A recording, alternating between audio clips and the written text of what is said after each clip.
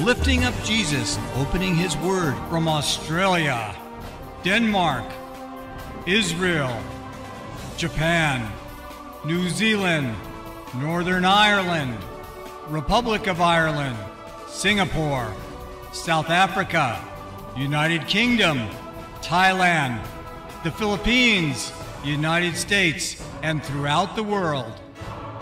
You're watching Moriel TV. Hi, this is Tim from Moriel TV and Moriel Radio, here with James Jacob Prasch, live in Israel, actually, in the Old City. Jacob, one of our good brothers, Andy Harrison from Nottingham, had the question, hi, could you please ask Jacob to share his thoughts about global warming and climate change and the big push from governments around the world to engage in it? How does this tie in with the globalist agenda for one world government? We always try to examine issues like this from a scriptural perspective. There's absolutely no question that when God created the earth and the biosphere, he put man in the garden and he told the man to tend it and take care of it. We are to be God's custodians of the environment. But like anything else, when man fell, the creation fell with it. The world is in the power of the wicked one. Now we see that there are natural disasters. And there's natural pollution. There are planktons that are natural biological pollutants. There are toxic gases emitted volcanically that are natural pollutants. There are simply byproducts of ranching and farming that increase CO2 emissions that are not traditionally seen as being pollutants. They're simply the results of even organic farming. The world is dysfunctional. The planet is dysfunctional. We read about this in Romans chapter 8. It uses the birth pang metaphor so common in New Testament and Old Testament eschatology, but it tells us that, as it were, the creation itself is groaning out for the redemption. The creation itself is looking to be saved. We know that the whole creation groans in verse 22 of Romans 8 and suffers the pains of childbirth together until now. And not only this, but also we ourselves, having the first fruits of the Spirit, even we ourselves groan within ourselves, waiting eagerly for our own adoption as sons, the redemption of our bodies. Notice it's something that affects both man and the biosphere, that are both cursed because of sin. The new creation is calling out for the return of Jesus, but so, as it were, was the actual biosphere that he created that has come under the curse of sin. So the idea that man can somehow redeem the environment is completely false. It's in the power of Satan. Only the Lord can do that. Now, this is not to justify pollution or anything of this nature. The book of Revelation tells us directly, let us destroy those who are destroying the earth. Whatever spiritual meanings we assign to that, it certainly would have an environmental meaning. We are not to destroy the biosphere that God has given us, even though it too is under the fall and under the curse of the fall. But let's begin trying to understand what's really happening now. What has happened since the 1960s is that one's position on social issues or environmental issues determines one's position on morality, but in a perverted way. Isaiah says, woe to those who call good evil and evil good. The mainstream media, most academic institutions, even many mainstream churches and denominations now, and synagogues, will say, if you don't support same-sex marriage, you're not moral. It's a moral cause of human rights. There's people who will champion the cause of the so-called Palestinians, ignoring the fact that there's no such thing as an ethnic Palestinian. The Philistines disappeared centuries ago. We have is Palestinian Arabs, who are not the indigenous people of biblical Israel. We have people calling for boycotts of Israel. Oh, it's a moral cause, boycott Israel. Well, I'm in Israel at the moment. This is the only country in the Middle East where the Christian population is not disappearing, or at least under grave threat. Even in pro-Western Muslim countries, such as Egypt, the Muslim Brotherhood is threatening the existence of even the Coptic Christians. Even in Jordan, there's persecution of Christians, although nothing like what happens in Saudi Arabia or Iran. Christianity in the broader sense is under threat of disappearing in Syria, in Iraq, and it has almost been annihilated multiple times in Lebanon and would have been destroyed had the Israelis not intervened on behalf of the Maronite Christians, who are an eastern rite of the Roman Church, actually. Particularly, persecution is focused on evangelical Arabs. What happens to believers in the Gaza Strip at the hands of Hamas and so forth is unspeakable. The only place in the Middle East where the rights of Christians are protected is Israel, yet this is the one that some people and even some churches want to boycott, and they make that a moral cause. Well, what they do with homosexuality and what they do with hatred of Israel, ignoring the fact that the Jews are the indigenous people, what they do with these issues is what they do with the environment. It becomes a somehow moral litmus test. If you don't agree with global warming, you're immoral. You're irrational. Now, these same people who are saying this and talking about human rights, well, obviously they're hypocrites. They'll say nothing of the fact that what happens to women and homosexuals in Muslim countries is absolutely unspeakable. And that they had Palestinian rights activists at these women's marches and protests and things like this, turning their back on the plight of women in Muslim countries here in the Middle East. Well, it's the same with the environment. They make it an artificial litmus test of morality. Where do you stand on homosexuality and same-sex marriage? You know, where do you stand on boycotting Israel? Where do you stand on global warming? It becomes a moral litmus test that is absolutely a test filled with false positives. It's based on certain presuppositions. While we can say that corporations and industries have vested interests in hiring scientists who will interpret the data in favor of those industries so they can continue making money at the expense of the environment, people overlook the fact that the opposite is also true. We have seen all kinds of fudged research, botched research, papers not submitted to peer review, things that have come out of the University of Norwich, England, and elsewhere, things that have come out of the UN that are debunked and are nonsense.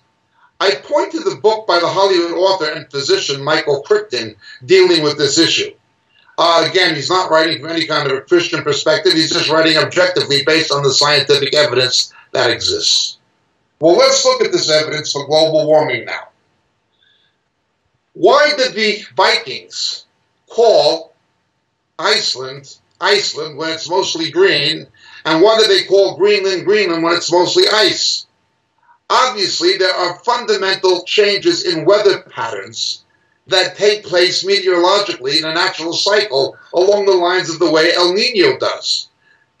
Weather scientists, meteorologists don't really understand this, and it's only been in the last 3 decades or so they've gained any real momentum in understanding it in depth. There are weather cycles that are not simply annual, but run in 7-year patterns or longer. Obviously, at one point, Greenland was green and Iceland was ice. It changed. There is substantial evidence to suggest that there are patterns of global warming and global freezing that follow a natural meteorological pattern,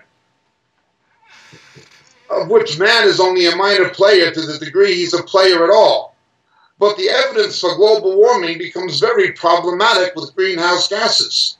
Remember, carbon dioxide is to plants and to trees what oxygen is to us. You cut off our oxygen supply, we die. You cut off CO2 to the jungles, they die. Yet we're calling what they breathe a pollutant. There's a fundamental problem with this. The scientific community is divided against itself. Now, when we look in the book of Revelation, there will be environmental catastrophes. These commence in the book of Revelation, chapter 8, following the rapture. When God begins to unleash his own judgments against the kingdom of Antichrist, that is Haronya in Hebrew, the wrath of the Lord, the Orge, what happens during that period known as the day of the Lord following the rapture. It begins in Revelation chapter 8 with a series of environmental judgments that are unleashed by God, What you're seeing today is a preparation for the coming of the Antichrist, where the Antichrist is going to try to counterfeit the millennial reign of Jesus and be able to deal with man's problems. He's going to have a false solution to the threat of the conflict between the Islamic world and the Western world. He's going to bring a false peace to the Middle East, and he's going to bring a false economic stability and prosperity. At least he will initially seem to. He will promise that. But of course, people will find out they've been double-crossed, and the Jews particularly will find out they've been betrayed. Well, he's also going to try to claim to be able to have some kind of a capacity to bring an environmental restoration through radical green programs or however he is going to do it, but it's not going to happen. Now, we have to understand in demonic religions that are idolatrous, such as Hinduism, you have the Mother Earth theosophy as the basis to them, that the earth itself, the geo, is worshipped as a divine entity or as a deity of some kind. This is central to much of Eastern religious thought. It is also central to Wicca and witchcraft. Not witchcraft in the sense of the direct worship of Satan, but witchcraft in the sense that most witches become involved with it. That is paganism. It's simply paganism. It is nature worship. The pagan religions of the Druids, the original religions of the British Isles, again, it's centered around nature worship and natural meteorological cycles together with astronomical phenomena and normal celestial cycles. This kind of idea is ancient. These things are all ancient. All ancient. When we look at it from a biblical perspective, let's put this together. One, no matter what man does, the environment is going to be polluted because it's part of the fall. That's not to say we should contribute to it, but it is to say it's under the curse of the fall, and man cannot redeem it or prevent it from happening. Two, there is scientific evidence for natural meteorological cycles. Three, the environmentalist agenda embraced by the Green parties has common ground with Eastern religion and New Age philosophy of earth worship, of nature worship, of worshiping the creation instead of the creator, as we're warned about in the book of Romans. Fourth, which is of course demonic, even satanic in origin. Fourth, we see that it has become a false test, a false litmus test for morality, much the same as homosexuality is and Israel is and other issues are. If you don't agree with it, you're not a moral person. Now, these same people who try to make these issues the moral standards ignore other things. This is a broad problem we see transpiring in the Western world. For instance, the attempt of the organized left to make support of the policies of the Obama administration, not only on the environment, but on income equality and things like this. They seek to make it a social justice issue and a morality issue, ignoring the fact that the breakdown of the family in 3/4 of the Afro-American children born in the United States very nearly 3/4, are born out of holy wedlock, and how that has not only contributed to, but directly triggered the permanent underclass that Afro-Americans have largely remained, something that Senator Patrick Moynihan, himself a liberal Kennedy Democrat in the 1960s, warned was beginning to happen even then, and warned of its longer-term consequences. Yet, you've got to blame income inequality instead of the fact that 3 out of 4 black kids don't have a father who supports them, that food stamps and the government's the welfare check. Well, you've got to blame the environment, on capitalism. This is crazy.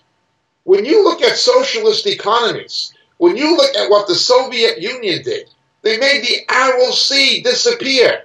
If you look at the standards of environmental health in China, in communist China, I was just there a few weeks ago, you would not believe the pollution in Canton, in Guangzhou, in Chongqing. You wouldn't believe the pollution.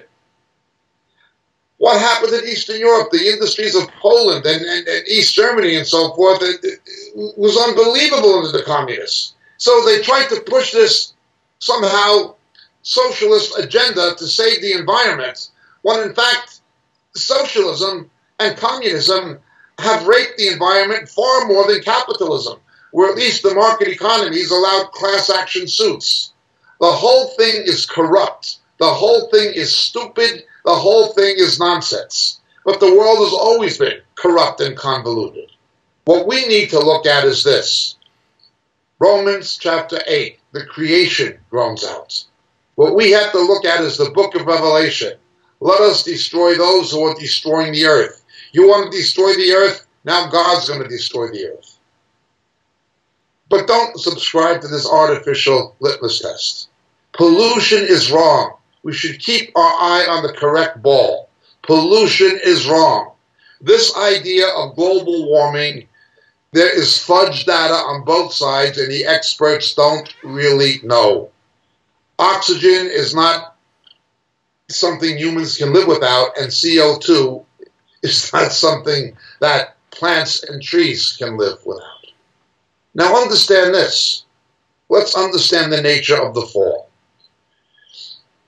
In biology, when something is being oxidized, something else is being reduced. In order for our bodies, as humans even, to make energy, we need something called adenine triphosphate, ATP. Adenine triphosphate reacted in the Krebs cycle, which is the citric acid cycle, an 8-stage biological process, biochemical process, yields adenine diphosphate plus energy plus inorganic phosphate. It requires oxygen. To turn carbon into energy, food, we need oxygen. But when something's being oxidized, something else will be reduced. In other words, eating will kill you, but not eating will kill you faster. Breathing is lethal. Breathing will kill you. Not breathing will kill you faster. Why is it like that? It's like that because of bioentropy. Why is there bioentropy? Because of sin, because man is fallen. Well, what is true of humans and human organisms is true of the planet. Pollution is endemic. It cannot be stopped, and it's going to become worse. Man can contribute to it, but God is going to unleash environmental judgments after the rapture. We need to understand the environmental issues from a scriptural perspective.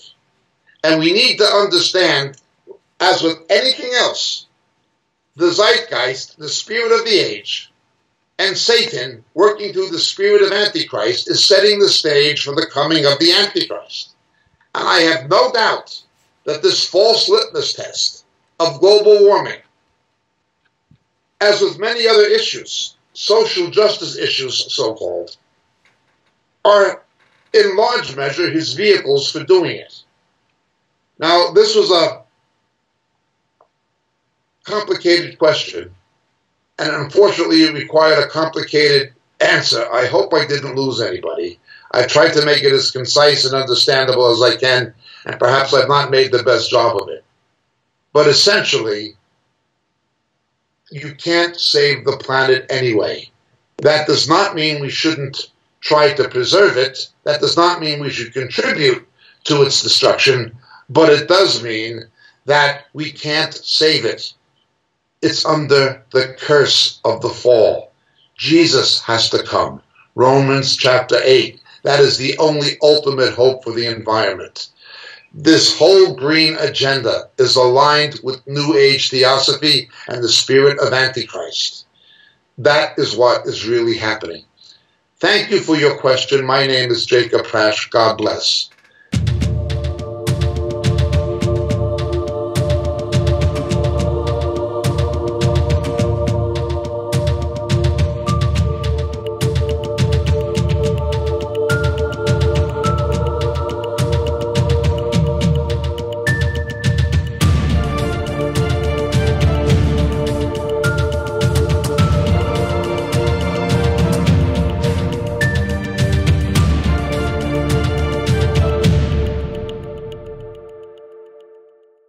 Blessings, dear friends. Greetings in Jesus. This is your friend Jacob Prasch speaking to you at the moment from the UK.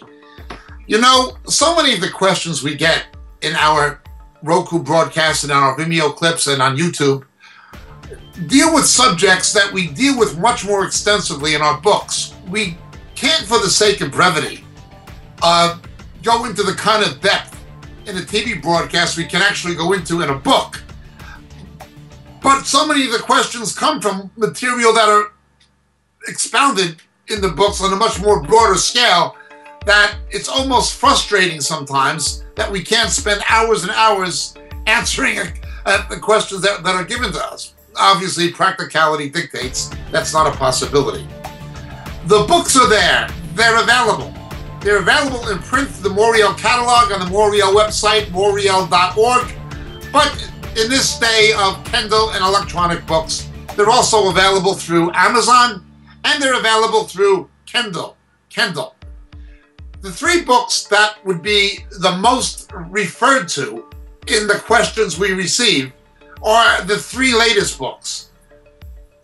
The first being The Dilemma of Laodicea. The Dilemma of Laodicea. It's an exposition of the seven churches in Revelation, culminating with the final two churches, Philadelphia and Laodicea particularly, setting the stage for the return of Jesus. The Dilemma of Laodicea would be the first.